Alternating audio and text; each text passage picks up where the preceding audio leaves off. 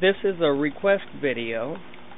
Someone was wanting to know about a good beginner habitat for Chinese water dragons. This is the habitat that we use as our starter habitat. This is a home-built habitat. It is 4 feet deep, 4 feet tall. 4 feet deep, 3 feet tall, and I believe 5 feet wide, or 5 feet long. It's been 4 years or so since I built it, so kind of hard for me to remember. But we are going to be upgrading this habitat soon, making it taller, and I'll be posting the video of that as well.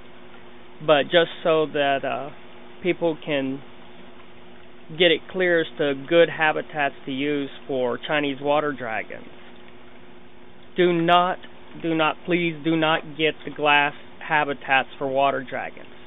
They're okay for temporary storage, for when you need to separate one from the other, but they are very bad as a long-term solution for a home. Glass is the absolute worst material to use as a complete home material, habitat material. What we've used here is very cheap non-aromatic woods. I honestly cannot remember what they are, but I do know if it's got an aroma, you want to avoid it, especially the strong aromas like cedar. Cedar, you never want to use cedar with lizards, period. Snakes as well. Our habitat is just simple 1x2 support boards that have been screwed together to create the framework. Of course, we've got two different types of mesh here on the door screen. We've got the larger mesh that you can see quite easily here. There's my fingernail as a reference. As you can see, that's I believe it's 1/4 inch square mesh screen, and that's on the outside of the door. Okay. In order to prevent any injuries or anything like that, as well as to keep things like cockroaches out. And as you'll see for the latches, we're using very simple hook and eye latches. Of course, the edge is sealed up tight with foam, and I know you can't see very well right there in the dark. Here we go. We've got the edges of the door framed with foam, heavy, dense foam, weather stripping to keep things like roaches and such from being able to get in through the edge. As for the screen on the inside, we've just got a simple drop-down hinge here, as you can see, two of them. And yes, this cage has been rebuilt a few times. As you can see, we've got the framing material. And those are just bathroom tiles, anti-mold, anti-mildew bathroom tiles, vinyl tiles that you can buy quite cheaply in a box of about $25-30. And we've used that to make the inside look a little nicer and keep it from being damaged by the water as easily without having to water seal the wood itself. But we do maintain the wood on a yearly basis. But the inside screen on the door is a very, very, very fine mesh screen, like you'd find on your screen door of your house. And we have simply stapled it into the inner edge, and then gone in here and trimmed all the edge pieces and used a fingernail file or something to that effect to make sure there are no rough edges that the lizards can cut themselves on. As you can see, I can run my finger right across these blind edges. And no injury, no scratch. And of course, we framed the other side with a board on top to sandwich the two together from the outside in. As for the inside of the habitat, As you can see, in order to save money on the top, we've used the same 1/4-inch square meshing over the entire top, but we have one half covered in a heavy cloth, or partially covered in a heavy cloth, to help hold in the heat, especially during the winter months. And on the other side, we've got some more bathroom tiles that have been flipped upside down to help hold in the extra heat here during the winter time. During the summer, we open up the entire side over here to allow good airflow and to help keep them comfortable. We have a temporary fluorescent bulb here that we're going to be changing out soon to a strip bulb. You want to try to avoid these coil bulbs if you can. They're not very good as far as UVB output. As for UVB, you want to have one of these strip bulbs. They're basically the same cost, and they work a lot better. And of course, we've got one heating sun lamp right here, coming down onto simple cinder blocks that we've used a hammer to break apart to create flat surfaces, and then made a wooden wedge shape to create a secondary warm hide up underneath, which they do use and love to use, especially curling up in this sphagnum moss, peat moss substrate. It's cheap and it works wonderful and helps keep them warm. It also won't cause impaction if they manage to eat a little bit of it. Just don't encourage them to eat it. As for the water containers, they are simple, non-toxic totes, rubbermaid totes, that we've cut off the top edge to create just a smaller bottom, pan, basically, or pan out of the bottom. And we've turned that into the bottom water pool with an old fountain water pump in there, as you can see. And on the underside of this pump, we've actually got a filter. Let's see if I can lift it up. We're about to be stripping and cleaning the water pool for health reasons. I can't show you that.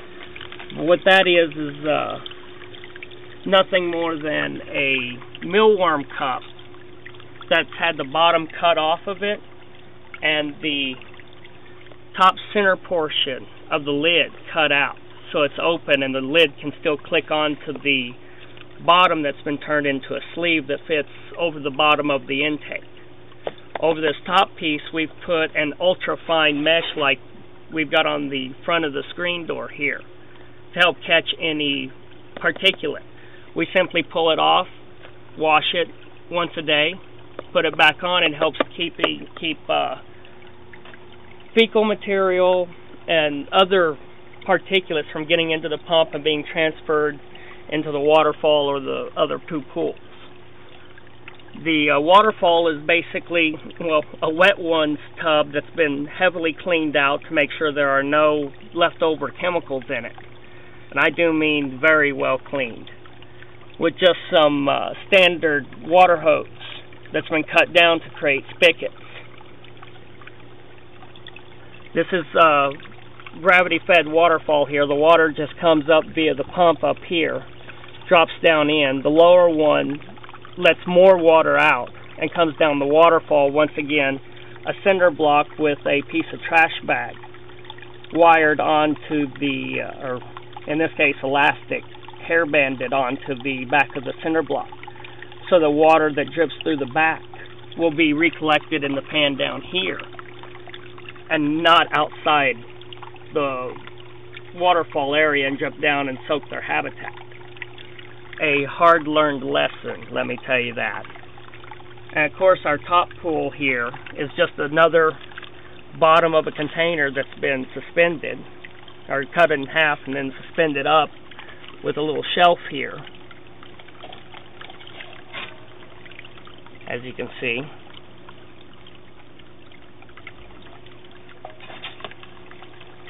and it comes up.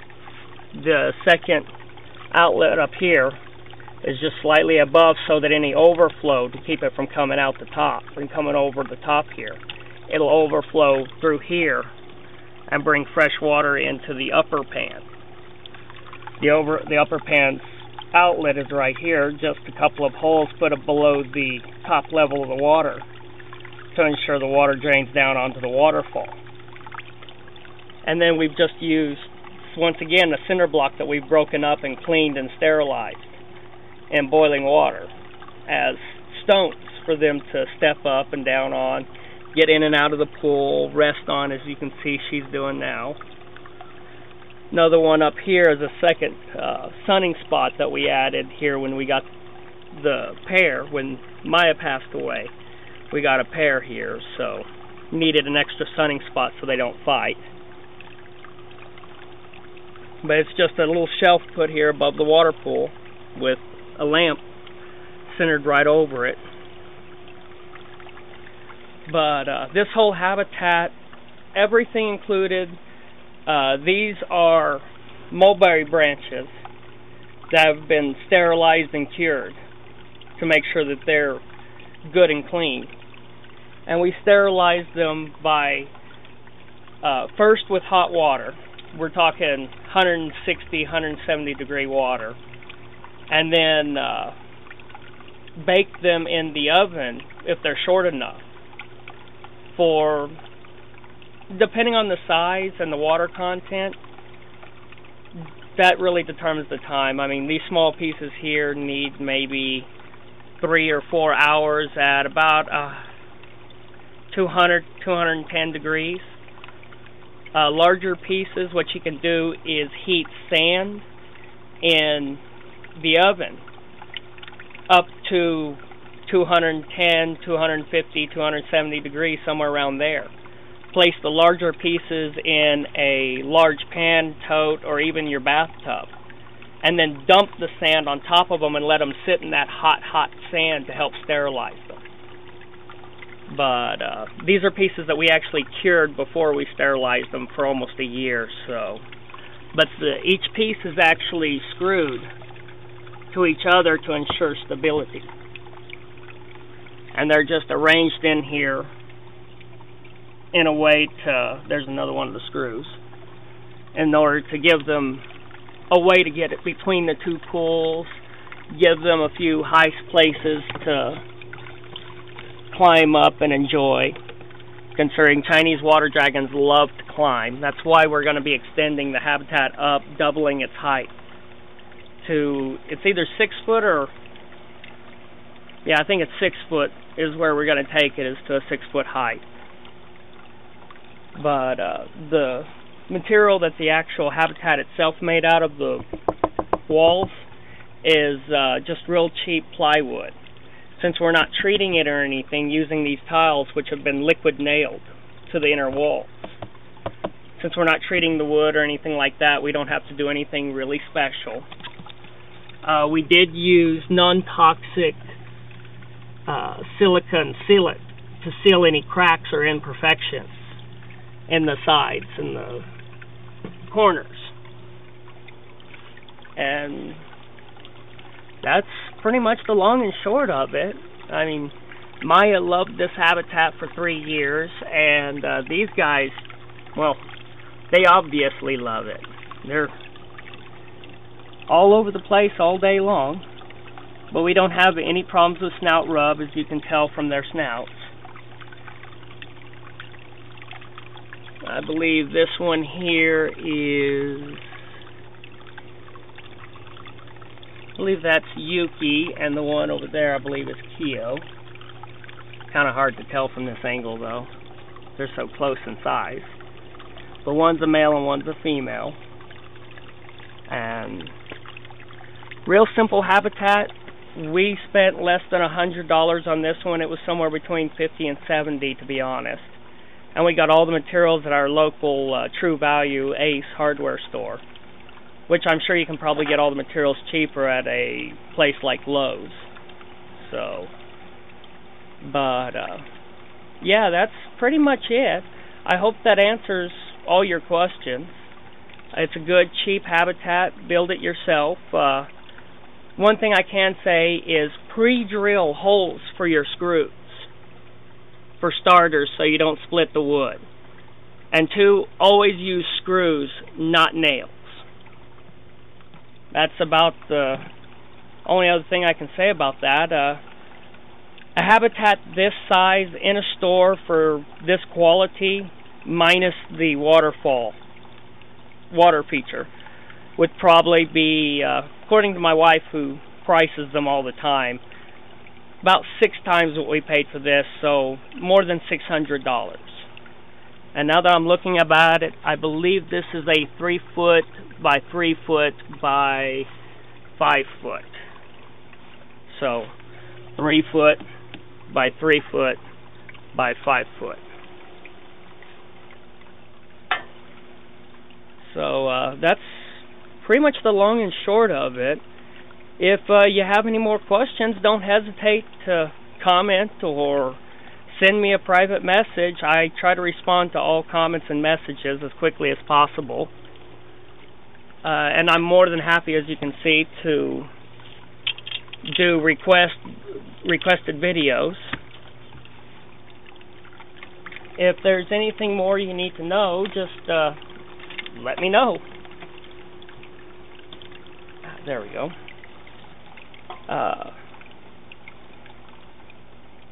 As for why they snout rub in glass aquariums, there's a lot of thoughts on that. I've tried putting tape, things like that over the edge to show them that there is something there. Not some invisible wall, but actually a physical material there, and it seems to slow them down or stop them, but I found the best method is to use something like white or black shoe polish and just run a couple of strips about 1 inch apart across the bottom 4 or 5 inches of the glass habitat, and that will generally keep them from snout rubbing because they see it as an obstacle instead of as open space. Bring over here for a second. This is Haru, our newest rescue. Due to health problems, parasite issues, we're waiting to move him in with the other 2. But he tries to rub a lot too. And since he's had prior snout rub injuries, that's the reason why we rescued him from our vet, or as a request from our vet. I placed tape here, as you can see, across this bottom edge where he rubs the most. And that stopped him to a degree, but from what I've found, rubbing has more to do with needing attention or wanting attention than with actually being due to the habitat. Every time I pick Haru up and hold him for a while, he stops rubbing. For several hours at least. And he generally only takes about 15 minutes worth of attention.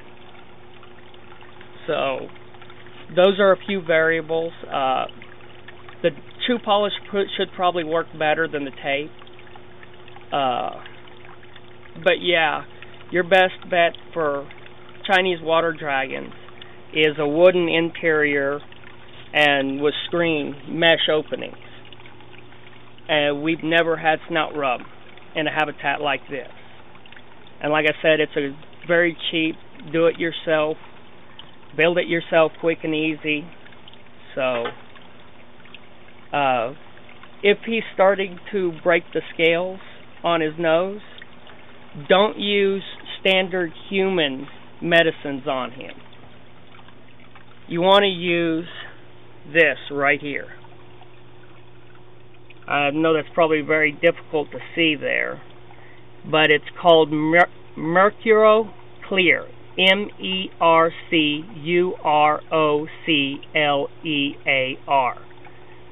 It's a very good antibiotic. It's sort of like iodine for lizards, but you can get it anywhere. I think we bought ours at Lowe's, our local Lowe's grocery store, in fact. Either that or Walmart. But it's a great antiseptic to clean the wounds with. As for doctoring that wound and keeping it from getting infected afterwards, we simply use standard triple antibiotic ointment and apply it with a Q-tip, a standard Q-tip, making sure we get a nice thin light coat on there, on any breaches and past any breaches of the scales. And that's always brought them back from injuries within a week or so. So I hope that answers all your questions. I don't like naming users who request videos, so you know who you are. I hope this answers all your questions. And if you need more answers, just ask away. My knowledge is open to you, and I've got no problems doing research for you as well. If you need information on dietary requirements and good salad materials, just let me know. I've also got lists of that too that I can email to you. So I hope you have a good day, and I hope your Chinese water dragon stops rubbing. See y'all later.